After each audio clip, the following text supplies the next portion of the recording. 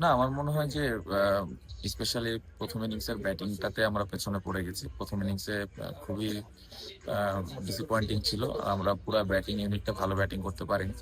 Even আমার মনে হয় যে বোলিংটাও আমরা যখন করি ফার্স্ট ইনিংসে বোলিংটাও আমরা খুব ভালো যে বোলিং করছি তা না। সো ওভারঅল আমার মনে হয় ফার্স্ট ইনিংসের ব্যাটিং এবং বোলিং এর কারণে আমরা এই ম্যাচটা এত খারাপ ক্রিকেট খেলেছি।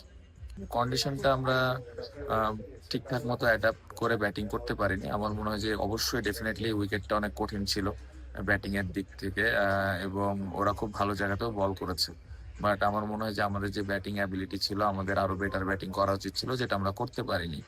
আহ, যেভাবে ওদের কন্ডিশন, স্বাভাবিকভাবে ওরা কন্ডিশন সম্পর্কে আমাদের থেকে বেশি জানে, so ওরা ভালো অ্যাডজাস্ট করেছে, আমরা ভালো অ্যাডজাস্ট করতে পারিনি। অনেক ডিসঅ্যাপয়েন্টিং একটা পারফরমেন্স ছিল। আমরা যেভাবে টেস্ট ক্রিকেটটা খেলতেছিলাম লাস্ট কিছুদিন ধরে, তারপরে এরকম একটা পারফরমেন্স অবশ্যই ডিসঅ্যাপয়েন্টিং।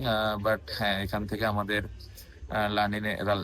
লার্নিং এর অনেক জায়গা আছে। সামনে অস্ট্রেলিয়া সিরিজ আছে, সো এই কন্ডিশনে আসলে কিরকম ভাবে ব্যাটিং করতে হয় বা কিরকম ভাবে বোলিং করতে হয়, এটা আমাদের হয়তো সামনের দিকে কাজে আসবে এবং ওই অনুযায়ী আমরা প্রিপারেশনটা নিতে পারবো। বাট ক্যাপ্টেন হিসেবে আমি বলবো যে এটা অনেক ডিসঅ্যাপয়েন্টিং পারফরমেন্স ছিল।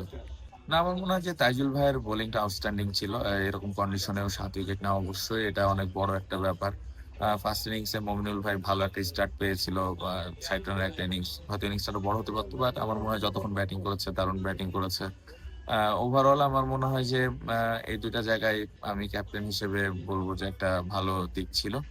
বাট হ্যাঁ, আমি যেটা বললাম যে আমরা পুরা দল হিসেবেই আসলে ভালো ক্রিকেট খেলতে পারিনি। সো এই জায়গাটাতে নিয়ে আসলে ডিসঅ্যাপয়েন্টমেন্টটা বেশি। সো আই হোপ যে আমরা আবার ফিউচারে যে টেস্ট ম্যাচ আছে ওইখানে আবার ভালোভাবে ঘুরে দাঁড়াতে পারবো।